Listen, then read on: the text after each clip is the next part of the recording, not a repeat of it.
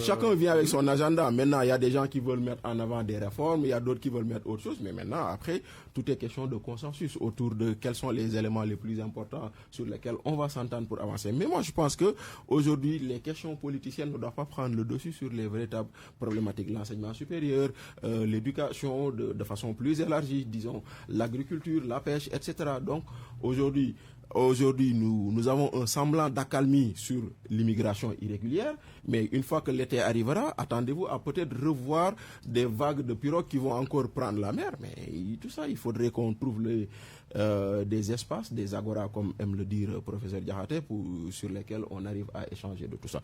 Mais en soi, je suis d'accord avec le Premier ministre, nous n'avons pas un problème. Mais maintenant, après, ça peut paraître comme une contradiction entre ce que dit le président de la République et ce que dit le Premier ministre. Or, je pense que ça aurait été mieux que cette réflexion ne puisse pas être étalée sur la place publique, que le Sénégal n'a pas un problème politique. Mais quand un président appelle au dialogue, il faut aller lui répondre. Alors donc, lorsque le président appelle au dialogue, il faut y aller. On se souvient au début de l'alternance, de cette dernière alternance en 2024, oui. Je me souviens, on avait engagé des réformes de la justice. Il y a eu des conclusions qui n'ont pas été matérialisées, professeur. À quoi bon, finalement, de remettre encore sur la table un autre dialogue? Peut-être qu'il peut avoir le même destin. Je crois qu'il y a deux choses. La première chose, c'est que quand le président appelle à un dialogue politique et que le Premier ministre dit le problème du Sénégal est un problème économique, les deux voix ne sont pas en discordance, il me semble. Le problème économique est un problème politique. D'abord. C'est ça qu'il faut voir. Parce que si on ne règle pas les questions politiques, oui. L'économie ne marche pas. Le problème, on ne peut pas dissocier l'économie de la politique. On ne peut pas les dissocier. En réalité, lorsque vous mettez en place un cadre économique, un modèle économique, vous l'appuyez sur des considérations politiques. C'est-à-dire que l'économie n'est pas considérée de la même manière dans un cadre socialiste, dans un cadre libéral, dans un cadre, etc. Et aujourd'hui, on parle d'économie politique. Mais ça veut dire quoi? Ça veut dire qu'il y a un cadre doctrinal, donc un cadre stratégique qui détermine le fonctionnement de l'économie. D'accord? Est-ce qu'il faut mettre l'accent sur l'économie rurale, l'élevage, la pêche, etc., etc. Est-ce que l'économie solidaire... Aujourd'hui, quand on parle d'économie sociale et solidaire, on est dans le cadre d'une certaine idéologie, en réalité. Donc, ce que je veux dire, c'est qu'au fond, un problème politique, il est un problème économique. C'est deux choses qu'on ne peut pas scinder de façon systématique. Elles vont ensemble, la politique et l'économie. Donc, je crois qu'il faut avoir cette compréhension. Parce que si on n'a pas cette compréhension, on risque de dire qu'on va parler seulement d'élections, et là, on risque de ramener la question à sa plus petite expression. Moi, je considère qu'on a fait à la hâte cet appel à une concertation sur la justice. J'ai trouvé que ça n'a pas été préparé, organisé, formalisé. Parce qu'il y a des choses qui avaient été faites avant. Oui. Il fallait... Par d'autres, les assises nationales, le CNRI, l'UMS. Oui, il y a des choses qui avaient été faites. C'est-à-dire, les conclusions, il fallait étudier tout ce qui a été fait, capitaliser cela et sur la base de tous ces éléments, voir qu'est-ce qui manque et qu'est-ce qu'il faut apporter comme amélioration. Parce qu'en matière de justice, en matière de vie sociale, il y a toujours possibilité de renforcer, d'améliorer. Professeur, le problème c'est que jusque-là, les conclusions n'ont pas été matérialisées. C'est ça que je dis. C'est que, en fait, lorsque une activité est faite dans la précipitation, lorsqu'il n'y a pas suffisamment de préparation, il est clair qu'on a gagné les élections, les gens avaient beaucoup tiré sur la justice, donc tout de suite il faut aller vers la justice. On a invité qui? Quelles sont les familles d'acteurs qui ont participé à cette affaire-là? Donc c'est de ça qu'il s'agit. Je veux dire, il fallait une vraie préparation, parce que j'ai vu effectivement les spécialistes de la justice dire certains qu'ils n'ont pas été associés. Oui, on a entendu le président de la Cour suprême le dire à la rentrée des cours et tribunaux. Je crois que il faut s'il faut reprendre ça, il faut le reprendre, hein, et bien le faire, parce que la justice c'est pas n'importe quoi dans un pays, surtout dans un pays démocratique. Je crois que c'est important de voir quand la commission sur les institutions conduite par Feu Amadou Makhtar Mbow, c'était des consultations citoyennes c'est moi-même qui avais rédigé la méthodologie sur les consultations citoyennes en son temps. Ces choses ont été développées sur l'étendue du territoire, on a recueilli des avis, on a fait des documents qui étaient bien fouillés, mais on ne peut pas faire une rencontre sur la justice sans pour autant capitaliser. C'est quand même élémentaire. C'est un minimum. Oui. Et puis après, après, identifier toutes les familles d'acteurs qui doivent participer à ça de la façon la plus inclusive qui soit. Et qu'après, qu'il y ait un engagement derrière. L'engagement, c'est que toutes les conclusions qui feront l'objet de consensus, je crois qu'à un certain moment, Abdou Diouf l'avait dit comme ça, il y a des questionnements. Donc, ça montre effectivement que le travail préalable qui devait être fait n'a pas été suffisamment fait. Et on a été rattrapé par ça, qui montre qu'il y a eu beaucoup de gaps dans les conclusions qui ont été faites. Mais ça signifie maintenant que ça, c'est un acquis. Ce que je veux dire, c'est que ce qui a été fait ne doit pas être considéré comme chose à jeter dans la poubelle du tout. Hein. C'est un acquis qui me semble important. C'est une contribution qui est importante. Maintenant, il faut la cumuler avec les autres contributions qui ont été faites. Et après, à partir de ce moment-là, on peut établir une synthèse qui nous permet d'avoir des intrants excessivement importants sur la base desquels on peut bâtir une vraie réflexion sur la réforme de la justice. Donc, ce qui a été fait me semble un épisode important, mais il y a eu d'autres épisodes.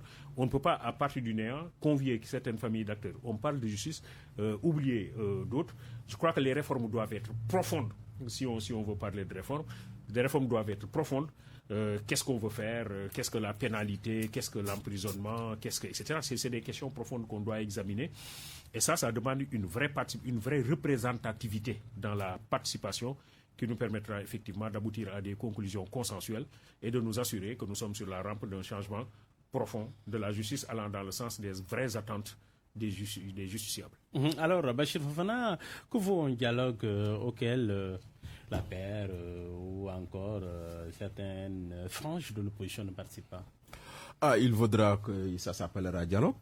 Déjà que dans l'histoire politique de ce pays-là, tous les dialogues n'ont jamais réuni tous les acteurs politiques. Mais là, on voit quand même que c'est des franges importantes. Mais on est tout à fait d'accord, parce que aussi loin que tu remonteras quand Abdou Diouf discutait avec Abdoulaye Wade, Landing Savané, qui sera bientôt fêté par ses partisans, il faisait partie des radicaux qui avaient refusé ce dialogue-là.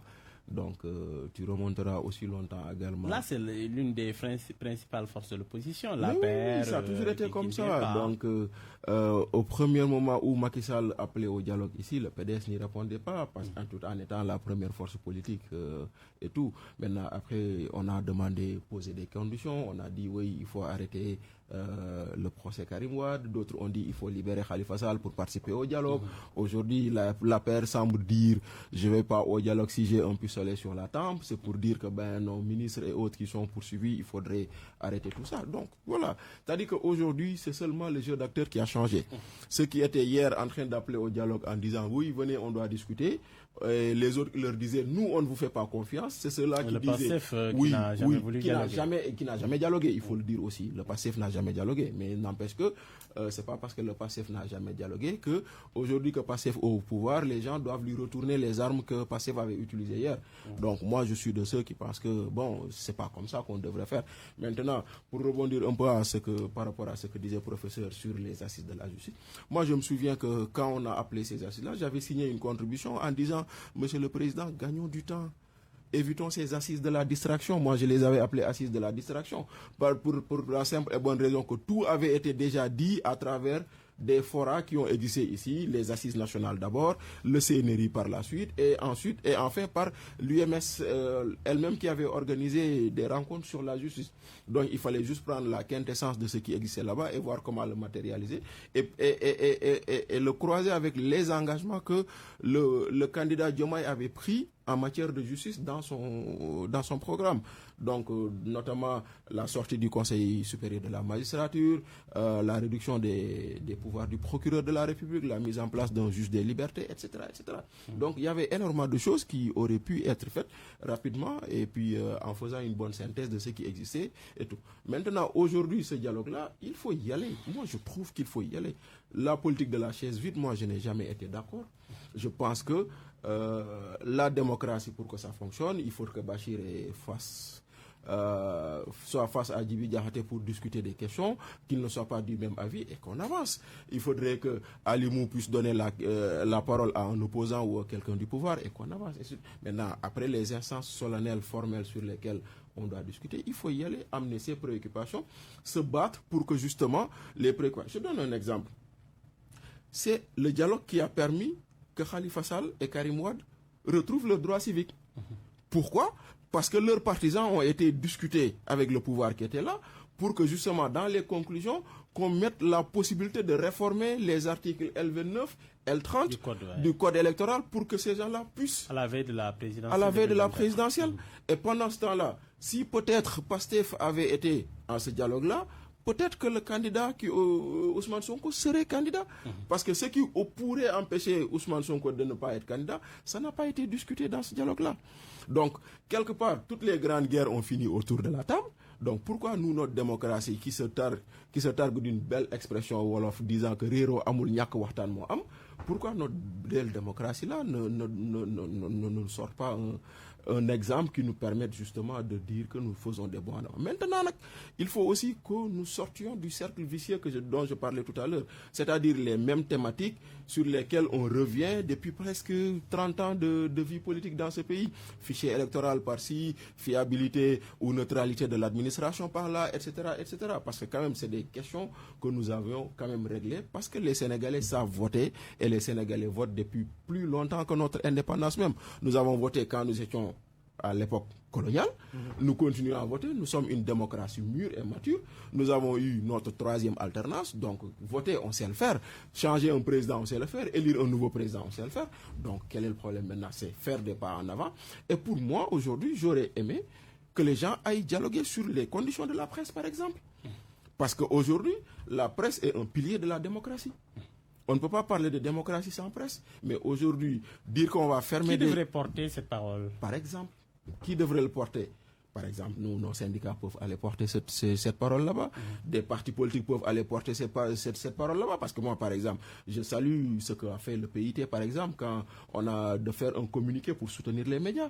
Donc, je me dis qu'aujourd'hui, le PIT l'a fait. Mais aujourd'hui, il faut aller dire à Monsieur le Président de la République, mais écoutez, ce n'est pas en tuant des organes de presse qu'on renforce la démocratie. Il faut aller le dire, quitte à ce qu'après, même si la réponse que vous en entendriez ne vous plairait pas, mais au moins vous l'aurez dit et ce sera mentionné quelque part. Parce que demain, quand les historiens, les sociologues, tout ce que vous voulez, dans 10 ou dans 20 ans feront des recherches sur ce qui s'est passé sur cette période-là, on constatera qu'il y a eu des événements, et dans ces événements, voici ce que les acteurs ont dit. Ne serait-ce que pour ça. Professeur, que doit faire, par exemple, le Parlement face à ce blocage? Peut-il jouer un rôle de médiation ou est-il perçu comme trop aligné sur l'exécutif pour faire ce travail? Oui, mais je crois que toutes les structures qui existent pourraient aider à faire en sorte qu'il y ait une grande participation au dialogue. Hein. Ça peut être le Parlement, ça peut être la presse organisée, ça peut être la société civile, etc. Je crois que nous sommes tous responsables. Ce qu'il faut comprendre, c'est que nous sommes dans un pays avec des citoyens. Et nous, heureusement que tous les citoyens ne défendent pas toujours les mêmes avis. Heureusement. Hein. Oui, et c'est bien d'ailleurs. Et c'est bien. Ce qui fait la beauté d'un tapis, c'est la variété de ses couleurs. C'est Amadou Hampâté-Bâ qui parle comme ça. Il faut que nous en arrivions à la sublimation du désaccord. Le désaccord ne constitue pas un handicap. Au contraire, je crois qu'il, lorsqu'il est bien sublimé, ça peut permettre de faire des avancées. Et c'est pourquoi je dis qu'il faut savoir donner du sens au refus. C'est cela, en fait. Le désaccord, il faut lui donner du sens. Et je connais bien Cheikh Gueye, je sais qu'il a l'intelligence et la technicité pour aller dans ce sens-là. Mais il faut le faire, je crois que c'est important. Et après, que le Parlement joue le rôle de médiateur, qu'un autre conseil, qu'une autre structure, qu'une autre institution, qu'une autre famille d'acteurs fasse ce travail-là, c'est toujours important. Exactement. Mais ce qu'il faut éviter, c'est d'attendre qu'il y ait des situations complexes pour commencer à agir. Quand c'est urgent, dit Talleyrand, c'est tard. Il faut éviter de gérer des situations d'urgence et nous inscrire plutôt dans une dynamique de prévention. Et la prévention, elle est constante. Elle doit nous pousser à interroger et à questionner, mais de la façon la plus exhaustive et la plus objective qui soit, les problèmes actuels qui sont en train de constituer des goulons d'étranglement pour le développement de notre pays. Bachir a parlé du problème de la presse, il faut le dire, c'est quand même un problème. Il faut poser ce problème-là sur la table. La santé, aujourd'hui, est en train de se mobiliser, je crois. J'ai entendu les gens de Andeguesem porter le combat. Et puis après, il y a d'autres structures, hein, Dakar Demdik, le monde rural, etc. Les travailleurs licenciés. Les travailleurs licenciés, je crois que c'est l'occasion, à mon avis, de soulever ces questions et de voir ensemble c'est les fils du pays qui se rencontrent et qui discutent des problèmes qui traversent ce pays-là. Ces problèmes sont nombreux, ils sont complexes. Je crois qu'il faut suffisamment d'ouverture de tous les bords pour aller vers une réflexion exhaustive sur ces problèmes-là et espérer apporter des solutions qui peuvent nous permettre de sortir de l'ornière. Donc c'est de ça qu'il s'agit et c'est pourquoi moi j'ai salué cette initiative du président de la République qui s'est installé dans une dynamique de perpétuation d'une initiative qui a été prise par son prédécesseur. Ça, c'est important. C'est de dire que mon prédécesseur avait pris une initiative, j'ai considéré que c'est une excellente initiative, mais je vais continuer dans la... C'est de ça qu'il s'agit. On n'a pas besoin de réinventer la roue. C'est une belle initiative que de dire tous les 28 mai, désormais, on va se rencontrer. Maintenant, après le 28 mai, il faut commencer à préparer le prochain. Réfléchir sur les termes de référence, voir les questions les plus actuelles, les problèmes les plus épineux, identifier les familles d'acteurs, commencer à leur parler, que ces gens-là soient, si vous voulez, des coproducteurs des termes de référence. Tout à fait. C'est-à-dire que désormais, même les termes de référence qui organisent le dialogue doivent faire l'objet d'une coproduction, d'une co-construction. Et à partir de ce moment-là, on est sûr d'être dans un dialogue équitable où les avis peuvent être émis et les questions les plus sérieuses qui traversent le pays font l'objet de discussions. C'est aussi simple que cela. Très simple. Bon, maintenant, c'est bien, il faut saluer ça. Il faut continuer aussi, je crois, dans cette dynamique. Lorsque de bonnes choses sont faites, il faut les maintenir. Il faut les maintenir. Alors, donc, on va évoluer un peu. La justice comme bruit de fond. Difficile de ne pas parler de l'éléphant dans la pièce, on dira. Plusieurs ex-ministres de la paix sont arrêtés, on le sait. D'autres attendent le procès devant la Haute Cour de justice. Une juridiction très controversée, Bachir Fofana. L'opposition, il voit une chasse aux sorcières.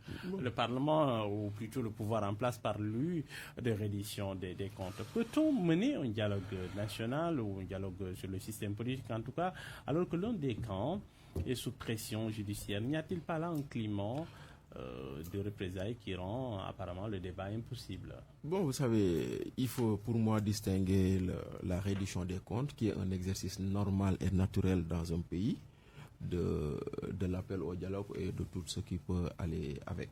Donc ça, c'est la première chose. Maintenant, quand on parle de reddition des comptes, nous pensons que cela devrait se faire d'une façon à ce qu'on ne puisse pas y voir un sentiment de règlement de compte. Ça également, il faut le dire. Maintenant, de l'autre chose également, il faut comprendre que Bachir Fofana et Djibi Diakhaté, s'ils ont commis des infractions à la loi, ils sont tout de suite traduits devant le tribunal de grande instance et jugés. Mais quand il s'agit d'un ministre, il a ce qu'on appelle le privilège de juridiction. Donc ce privilège de juridiction fait que tout acte concernant un ministre, il faut obligatoirement passer par l'Assemblée nationale, que ça soit voté, pour que ça puisse faire l'objet d'une traduction devant les juridictions, quand c'est lié aux fonctions que la personne a eu à occuper. Donc à partir de là, c'est tout à fait normal qu'il y ait une traduction de ministre devant la Haute Cour de justice dès l'instant qu'il y a des soupçons qui pèsent sur ces personnes-là. Mais aujourd'hui, la difficulté, c'est d'abord, comme vous avez dit, la Haute Cour de justice, la Haute Cour de justice dans sa composition, la Haute Cour de justice dans son fonctionnement. Aujourd'hui, la composition de la Haute Cour de justice, c'est une cour avec un jury composé de députés, députés étant des politiques, appartenant à des camps politiques qui se font face. 8 en tout. 8 en tout. Donc choisis selon la représentativité à l'Assemblée nationale, il faut le dire. Donc ça, avec des députés titulaires et des suppléants. Maintenant, après cela, on vous dit que la Haute Cour de justice, c'est une institution qui tranche en première et dernier ressort. Ça veut dire qu'il n'y a pas possibilité... L'absence du double degré de juridiction, possibilité d'aller faire appel, etc. Donc les décisions s'appliquent maintenant. Si la Haute Cour disait que Bachir est condamné 100 ans, c'est condamné 100 ans. Le procès n'est révisable que sous certaines conditions. Si toutefois on arrive à justement dire qu'il y a des erreurs manifestes ou qu'il y a de nouveaux éléments de nature à, disons, disculper une personne, etc. Donc tout ça fait qu'il y a des suspicion légitime, hein, il faut le dire, mais c'est la loi, il faut l'appliquer. Et cette loi, elle est au Sénégal depuis très longtemps. Je pense que c'est la 3e fois que la Haute Cour de justice est aussi activée dans ce pays. En 62, en 63, en avec Mamadou Dia et... En 2005, en 2005, si je m'abuse, voilà, exactement. Et en 2025. Et maintenant, 2025. Donc en 62, les Mamadou Dia avaient été traduits devant la Haute Cour de justice, jugés et condamnés, pour ensuite bénéficier d'une grâce et d'une amnistie plus tard. En 2005, la Haute Cour de justice n'est pas arrivée à la juridiction. On a prononcé un non-lieu dans l'étape instruction. Après, c'est fini. Au profit de Idrissa Seck et de Salif Ba et tout, sur les chantiers de Thiès. Et aujourd'hui, sur cette question-là, on va voir qu'est-ce que ça va donner. Mais toujours est-il que, bon, comme je dis souvent, ces dossiers-là, c'est des dossiers hérités aussi, il faut le dire, hein, parce que c'est Macky Sall qui avait commandité un audit sur la gestion de la Covid. C'est Macky Sall qui avait demandé ça. Est-ce que maintenant, tout ça, ça aurait continué dans le même sens? Je ne sais pas, mais toujours est-il qu'il y a quand même à boire, à manger, après avoir écouté les actes d'accusation. Ah oui, à l'Assemblée nationale. Parce que pour moi, on était dans l'Inquisition. Ouais. On était dans, disons, le procès de Nuremberg. Je l'ai dit dans ma chronique au journal Le Quotidien. C'est trop fort. C'est samedi. Mais oui, moi, je l'assume. Ça rappelle un pan de l'histoire. Mais oui, ça rappelle un pan de l'histoire qu'on ne veut pas entendre. Oui, qu'on ne veut pas entendre. Mais bon, ça rappelle un peu. Parce qu'on a entendu. Voilà, on a entendu des députés dire qu'il y a des gens qui ne méritent même pas qu'on enquête. Il faut les prendre et les mettre en prison. Mais dans quel pays doit-on prendre quelqu'un et le mettre en prison sans passer par toutes les étapes de respect de la présomption d'innocence qui est un droit constitutionnel, il faut le rappeler, le respect de la procédure contradictoire, etc. Donc tout ça, ça a manqué. On est en train de poursuivre des gens pour, bon, je ne dirais pas des broutilles, mais quand même pour des choses, mais quand même le privilège de juridiction fait qu'il faut passer par la Haute Cour de justice. Donc tout ça fait que nous sommes dans une situation quand même assez complexe, assez compliqué, où chacun y voit ce qu'il a envie de voir. Un pouvoir qui vous dit que je fais mon travail, une opposition qui vous dit que c'est une chasse aux sorcières, mais quand même les actes posés, le contenu laisse à désirer. Parce que quand quelqu'un dit j'ai donné à Djibi Diakhaté 250 millions, on poursuit Djibi Diakhaté, c'est quand même pour moi assez léger comme accusation.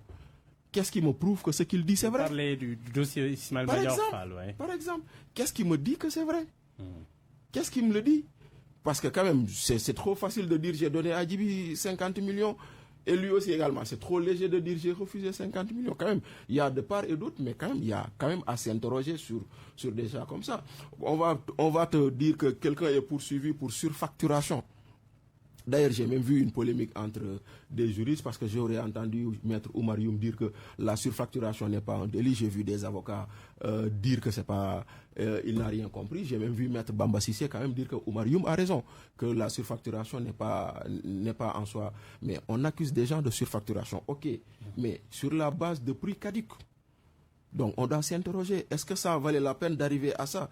Parce que on poursuit des gens sur un dossier qui a été, disons, quand même, disons, pour moi, assez léger. Parce que on demande à des gens de se référer à des prix de 2013 alors que nous sommes en 2020.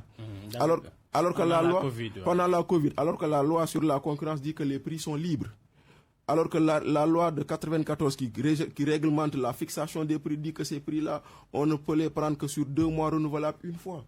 Donc tout ça, compte tenu de tout ça, ça interroge effectivement sur certaines choses, mais quand même, attendons de voir. Mais bon, il y a quand même des dossiers que je trouve quelque part un peu légers qui n'auraient pas mérité ce traitement. Professeur Djibi Diakhaté, la Haute Cour de justice inspire-t-elle confiance? On a parlé tout à l'heure de la réforme de la justice, des assises sur la justice. Je crois que ça devait être l'occasion de discuter de ces cours de ce genre. Donc c'est pour montrer que, quelque part, les vraies questions n'ont pas fait l'objet de discussions approfondies avec des médications proposées. Donc c'est important. Aujourd'hui, on s'interroge sur la Cour de justice. Certains considèrent que c'est une instance politique. Juridiction d'exception. Juridiction d'exception. Mais bon, dans tous les cas, elle est là. Nous sommes dans une situation de fait. Donc, qui a condamné Dia. Oui, elle va fonctionner. Elle va fonctionner. Bon, maintenant, on va espérer. Premièrement, je crois que il faut aussi, on a beaucoup parlé de la présomption d'innocence. Mais la présomption d'innocence, c'est le respect de la dignité de la personne interpellée. c'est excessivement important. Quand même, c'est des responsables. Hein. Oui, tout à fait. C'est des Vous responsables. sentez que c'est pas respecté? Oui, mais non, je veux dire, la façon dont on parle de Voilà. On les présente comme des voleurs déjà. Voilà, c'est ça qui est même dommage. au voleur, il faut respecter sa dignité. Mais oui. Ben, c'est ça, en fait. Donc, et puis après, il faut traiter cette question en considérant qu'il s'agit d'un problème judiciaire et que le pays continue à fonctionner. Merci. Normalement, ces questions-là devraient être réglées au moment où on est en train de régler le problème de l'agriculture. On va vers La campagne. La campagne, voilà. Bientôt les examens scolaires et universitaires. Après, il faut penser à l'année universitaire prochaine, etc. Donc, il y a des questions qui nous interpellent qui sont là. Alors, je crois que de ce point de vue-là, c'est important de savoir aussi raison garder. Lorsque des personnes ont eu à exercer de hautes responsabilités au niveau du gouvernement, je crois qu'à un certain moment aussi, il est normal que ces personnes rendent compte. C'est normal. Il n'y a rien de plus normal. On demande à la personne de rendre compte. La personne doit présenter ses arguments. La personne doit présenter ses preuves. Et après, si ces arguments sont plausibles, si les preuves sont convaincantes, cette personne retourne chez elle sans problème, normalement. Exactement. Donc, ce qui fait que lorsqu'on... Vous voyez certains qui s'agitent déjà, hein, qui disent c'est des voleurs, etc. Poursuivis par la clameur publique. Mais moi, c'est ça qui fait plus mal que l'emprisonnement. Mais tout à fait. En réalité, là, on écorche la dignité de la personne. Ça fait plus mal que l'emprisonnement. Exactement. Donc, je crois que c'est important aussi. Surtout quand on a le sentiment de n'avoir rien fait. Oui, c'est cela. Parce qu'en fait, ça, c'est pas bien, quoi. On ne peut pas... comme je dis, il y a des gens, certainement, qui sont très probes, très honnêtes, et qu'il ne faut pas croire que quelqu'un qui a exercé des responsabilités est forcément quelqu'un de mauvais. C'est quand même un problème, quoi. On sent sur les réseaux sociaux, certains s'en délectent, carrément. Mais non, c'est quand même un problème. C'est pas parce qu'on a exercé des responsabilités qu'on est forcément mauvais. Il y a des gens qui ont eu à exercer des responsabilités, mais dans la plus grande probité. Tout à fait. Cheikh Ahmed Tidiane Sy Al Maktoum, que son âme repose éternellement au paradis, considérait qu'au Sénégal, il est difficile de vivre, mais il est facile de mourir.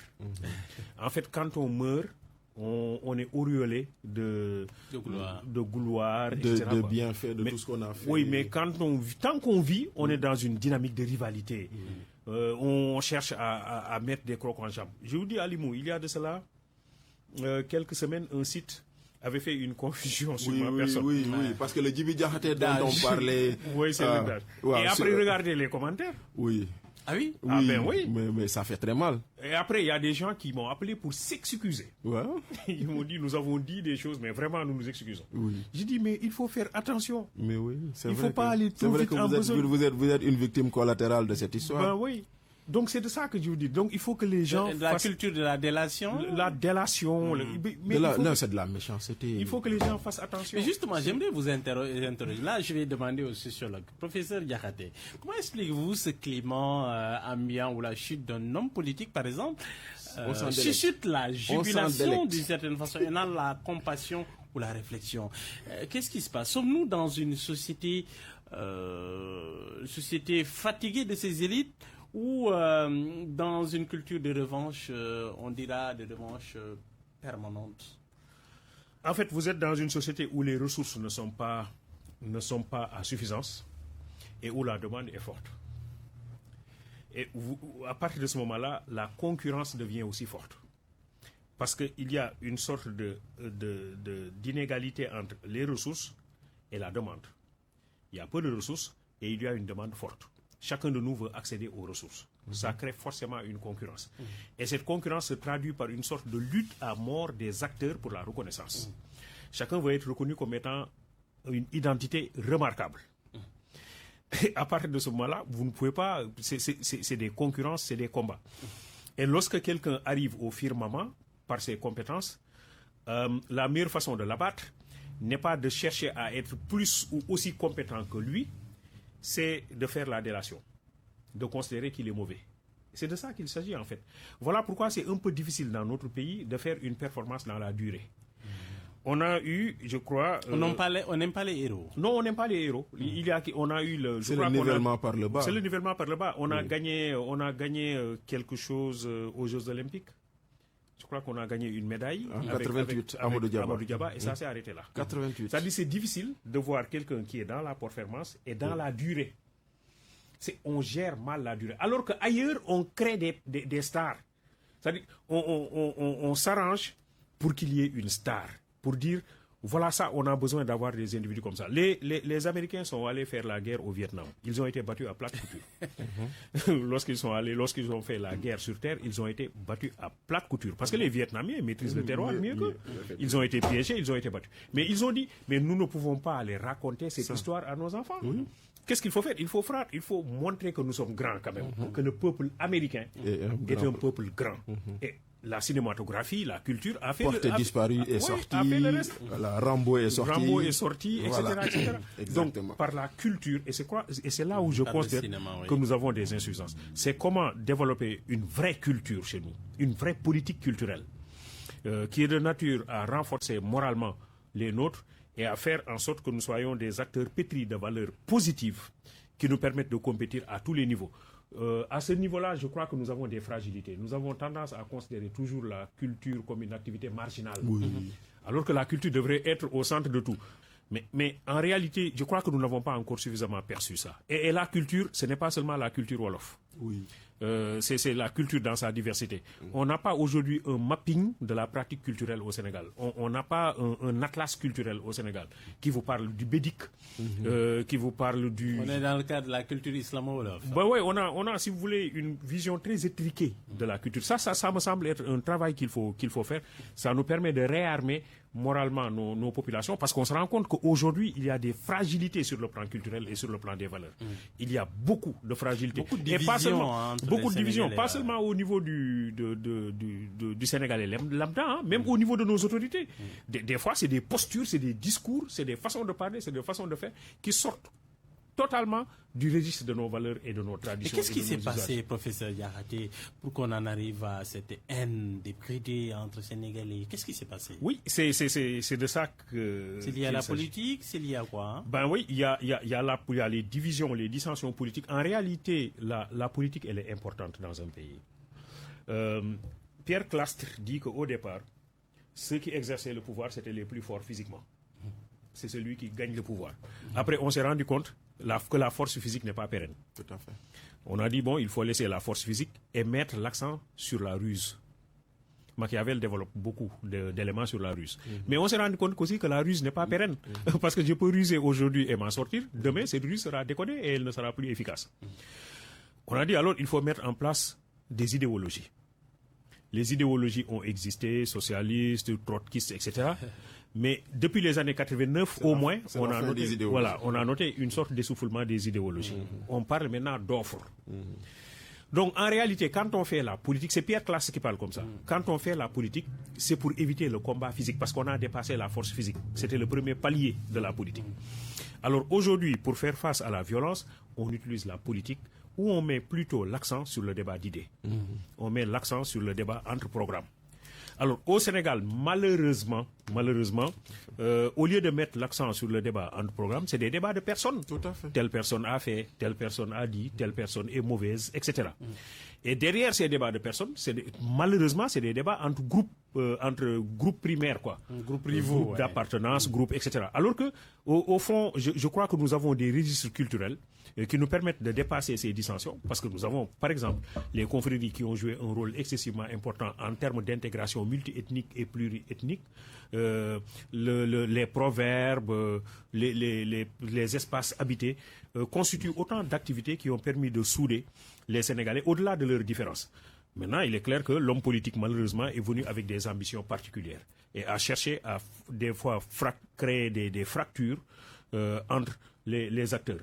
Malheureusement, les réseaux sociaux sont venus encore mettre de l'huile sur le feu. Les caisses de résonance. Oui, les réseaux sociaux, malheureusement. Non, nous les avons mal utilisés. Nous les avons mal utilisés. J'ai préfacé un livre intitulé Facebook quand tu nous tiens. Et l'auteur de ce livre a montré qu'au niveau de Facebook, on cherche des amis. Or, nous, dans nos sociétés, on n'avait pas besoin d'aller sur ces plateformes-là pour chercher des amis. L'amitié, elle est naturelle, elle a existé chez nous, elle est spontanée. Alors ça veut dire qu'il y a des changements qui ont été faits et il y a une éducation qui doit être faite. C'est pourquoi j'ai dit tantôt qu'il est important de mettre l'accent sur la culture. À ce niveau-là, je crois que nous avons des fragilités en matière de politique culturelle. On n'a pas suffisamment développé les ressources culturelles, les valeurs culturelles, les richesses culturelles dont nous disposons et faire en sorte que nos jeunes soient préparés à ça pour être des citoyens accomplis. Sur ce plan-là, oui, je crois qu'il y a encore du travail à faire. Les acteurs culturels. Moi, j'ai participé récemment à la Journée internationale du rire qui a été organisée au Centre culturel Blaise Senghor par les artistes du pays. Et c'était l'occasion de parler du rire, de la situation du rire dans notre société actuelle. Mais on se rend compte que les gens ne rient plus. Ouais. En réalité, le rire est en train de disparaître, est en train de devenir une denrée rare. Ou alors, on rit de l'autre, quoi. Mais le rire spontané parce qu'on est content. Faire plaisir. Pour faire plaisir, dire des mots. On en est arrivé à une sécheresse de cet espace-là. Et donc, je crois que ça a été important pour les acteurs qui avaient organisé ça de nous inviter à discuter du rire et de l'importance. Et aujourd'hui, la médecine a montré que le rire est excessivement important pour lutter contre le stress et pour lutter contre certaines formes de maladies. Très bien. La culture de la haine inscrite en politique, on voit ces réactions spontanées, jubilatoires, même d'une certaine façon sur les réseaux sociaux. Vous, apparemment, vous avez fait, vous qui êtes souvent sur les médias, les plateaux, vous en avez fait les frais. Mais non, mais bon, en fait, disons que nous sommes ce pays-là où, par le jeu des clivages politiques, on est arrivé à vouloir distinguer les uns et les autres, entre les bons et les mauvais, entre ceux qui ont soutenu le projet et ceux qui sont contre le projet. Et voilà, donc la ligne de fracture, elle est là. Et c'est pourquoi moi je disais avant les élections que le défi premier du prochain président de la République, c'est non le développement de ce pays que la réconciliation nationale. Parce que je pensais que nous étions quand même un pays assez divisé, assez clivant, parce que les positions des uns et des autres, on ne les analyse plus, comme disait le professeur, sur la base d'une différence d'opinion, mais on les analyse par des attaques personnelles, par etc. Donc on en est arrivé à s'interroger, à se dire, comme il dit, les ressources n'étant pas nombreuses, toutes les personnes qui ont réussi, on les considère comme des personnes qui ne sont enrichies de façon pas du tout très catholique pour faire... Et vous dites souvent que ceux qui sont à la tête de l'État ne sont pas forcément les gardiens du temple, en ces termes-là. Mais non, parce qu'en réalité, la pédagogie par l'exemple voudra que, par exemple, quand on parle de personnes dont les comportements sont à respecter sur l'espace public et à imiter, qu'on dise que, par exemple, ceux qui sont aujourd'hui au pouvoir, malheureusement, à un moment donné, ont utilisé un langage qu'on n'aurait pas aimé voir ou entendre dans l'espace public. Parce qu'on en a entendu de tout par rapport à des gens qui sont au pouvoir. Aujourd'hui, quand nous leur disions, attention, vous êtes aux institutions auxquelles vous êtes en train de tenir ces propos, demain vous pourrez être amené à être à ces positions et il faudra vous protéger tel qu'on protège ces gens-là. Ils ne comprenaient pas. Parce qu'aujourd'hui, on a entendu le Premier ministre, quand il était opposant, quand Macky Sall disait il y a trop d'insultes sur les réseaux sociaux, et lui, il était en train de justifier cela, en disant que, oui, vous savez, ces gens-là, ce sont des anticorps, ils n'ont que ce moyen d'expression, donc c'est une façon de légitimer les insultes. Donc aujourd'hui, si tu veux réguler sur ça, forcément, il y aura un Bachir Fofana qui va vous rappeler, attention monsieur, vous nous aviez dit hier ceci ou cela. Mais après, il nous faut enjamber cela. Nous sommes cette société-là où, par exemple, on a une notion qui nous manque. Et c'est d'ailleurs bien, parce que j'ai vu un extrait vidéo du professeur Diakhaté sur TikTok en parlant du mando entre le richissime homme d'affaires qui était dans le quartier, qui était tout le temps en train d'être vilipendé parce que personne ne le voyait faire aucune action publique, et le boulanger et le vendeur de viande qui donnait tous les matins de la viande et du pain à des pauvres, alors qu'ils ne savaient pas que c'était l'homme d'affaires là qui payait pour les pauvres. Tout à fait. Il y a beaucoup de gens, on les voit, on pense que, bon, voilà, s'ils tombent, c'est bien, on va dire que tel est en prison, on va dire au suivant. Mais depuis quand on souhaite la prison à quelqu'un dans ce pays? Pourtant, on nous a toujours dit, même à son pire ennemi, il ne faut pas souhaiter la prison. Professeur, qu'est-ce qui nourrit ce ressentiment? Ça, quand même. Oui, c'est une concurrence qui est malsaine. En fait, en réalité, c'est une concurrence qui est malsaine, qui fait qu'on en veut toujours à l'autre. En réalité, si on ne fait pas attention, on risque de criminaliser la réussite et l'effort dans ce pays. Mais c'est ce qui nous est arrivé. C'est-à-dire que si on ne fait pas attention, c'est ce qui nous est arrivé aujourd'hui, professeur. Il devient un crime. Et depuis les années 70,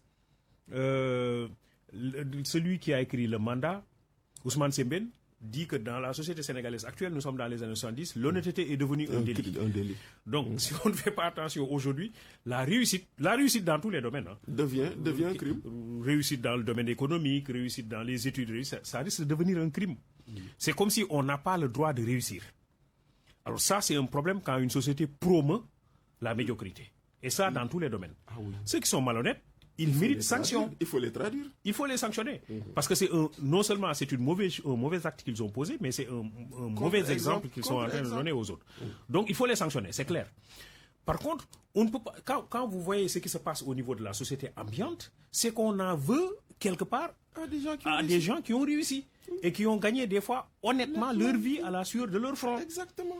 Et c'est devenu un sérieux problème et ça aiguise justement ces rivalités et cette haine qui existe et qui n'a pas sa raison. Haine dans les quartiers. Qui n'a pas sa raison d'être. En réalité, le premier capital sur lequel il faut se baser pour développer un pays, c'est le capital humain.